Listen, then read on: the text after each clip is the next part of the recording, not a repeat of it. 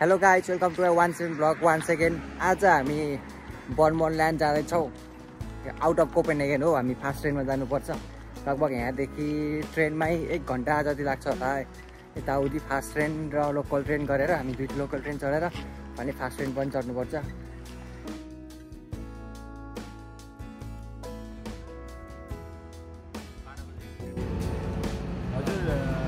आज चाहिँ हामी घुम्न जान थालेको। घुम्न भने कहाँ भन्दाखेरि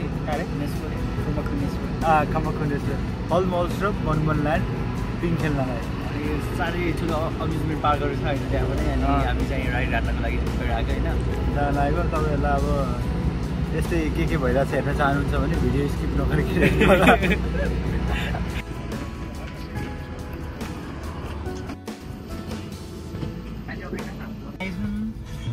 आउँछ राइसन भनेको के हो? राइस प्लान भनेको जे भने त्यही हो।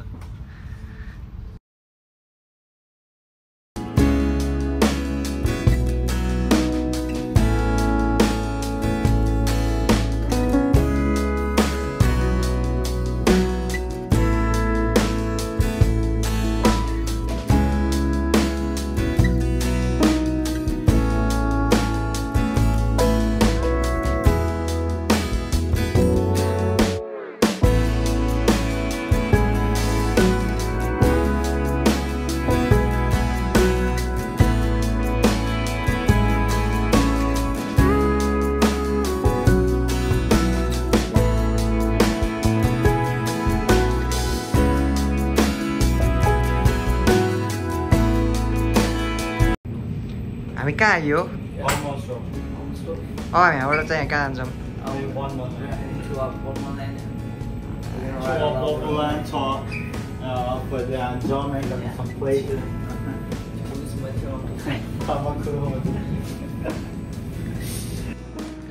ल हामी चाहिँ झरिसकेका छौँ। अब चाहिँ यो ट्रेन चढेर अब चाहिँ हल्का हिँडेर जानुपर्छ बर्मनल्यान्डमा।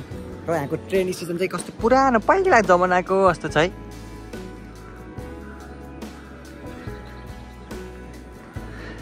हामी चाहिँ आउट अफ कोपेनहेगन हो। राष्ट्रिय गाउँ जस्तो छ यहाँ। हामी चाहिँ धोबी फार्महरू पनि देखियो।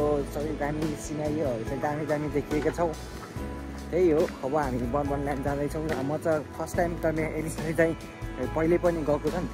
तिमी चाहिँ खतरा छ। तिमी एकचोटि खेलेपछि तिमी खेल्न सक्दैनौ। यहाँ तिम्रो टाउको घुमाउँछ भनेर थियो। अब कस्तो हुन्छ हेरौँ। मलाई त त्यस्तो हल्का त म गरिरहेको छु एडभेन्चरहरू त होइन। तर के हुन्छ यहाँको कस्तो छ अब होइन। अब हामी चाहिँ गर्छौँ वहाँ गएर। हामी चाहिँ घरबाट निस्किँदा एकदमै घाम लागेको थियो। तर अहिले चाहिँ कस्तो भएको छ भन्दाखेरि वेदरले हामीलाई एकदमै प्राङ्क गरेको छ है। तर हामी पनि वेदर सँगसँगै लड्नको लागि आफ्नो गन्तव्य हामी छोडेका छैनौँ। जतिसुकै जाडो होस् पानी परोस् एउटा टी सर्टमा हामी अडिट रहने बाचा गर्दछौँ। एउटा टी सर्ट यो के हो सर? यो चाहिँ आउट अफ क्यामेरा हो। तपाईँले आउट अफ क्यामेरा देखाउनु हुँदैन। यो चाहिँ भ्लग हो। हामी भ्लगमा देखाउँछौँ। बाटो चाहिँ कता हो? यहाँ त एन्डिङ भइसक्यो त यार। बाटो छैन त यार। त्यहाँबाट हो कि तर दोष होइन।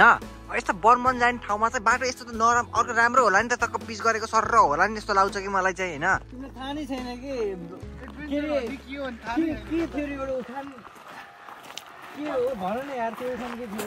तिम्रो उखान मलाई यो त सही हो। अति दामी ल। यहाँ बरु साइकल राइड हामीलाई चाहिँ दामी मजा लाग्छ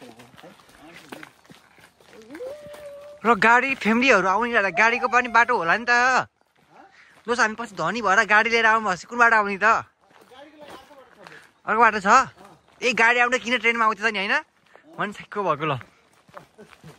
यो ट्रेन हिँड्ने बाटो पो ट्रेनको बाटो झरेर हामी यहाँ आएको हो त। A few moments later. एकदमै दुःखद खबर। हामी स्क्याम भएको छौँ। किनभने बर्मनल्यान्ड हामी जहाँ जाने भनेको त्यो खुल्ने शनिबार आइतबार मात्र रहेछ। Look everything is close. आज हामी यस्तो बीच बाटोमा अल्पत्र भएका छौँ।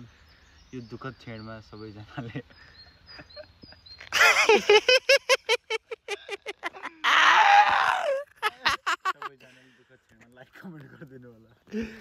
सजेसन चाहिँ जहिले पनि कुनै ठाउँ जानु अगाडि चाहिँ गुगलमा सर्च हान्नु होला यो क्लोथ छैन यति ठुलो नि होइन यो ठुलो त हो नि ठुलो हो नि यत्रो 2 दिन मात्र खोलाएर यिनीहरूलाई कसरी फाइदा हुन्छ त नि 2 दिन खोलाएर फाइदा भने 7 दिन खोला नि घाटा हुने रहेछ किन त्यही 2 दिन खोला फाइदा नहोस् तर घाटा त नहोस् तर अति बनाइदियो हामी चाहिँ 1 हप्ता भन्दा नि बेसी अगाडि नै प्लान गराएको तर हामी चेक गर्नुपर्ने थियो कि तर चाहिँ हामीले गरेर चेक इन्डिभिजुअल मान्छे चेक गर्ने मान्छे सब हेरेको गुगलमा रेट सेट शनिबार मात्र 25% डिस्काउन्ट सब हेरेको शनिबार मात्र खोल्छ नि त आएन हेरेको अझ कहिले डिस्काउन्ट सब हेरेको 25% त सन्डे मात्र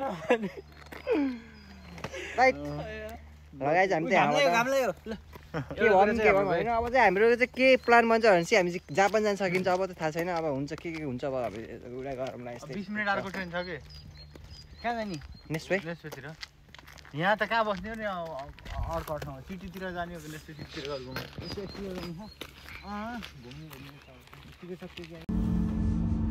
थाई रेस्टुरेन्ट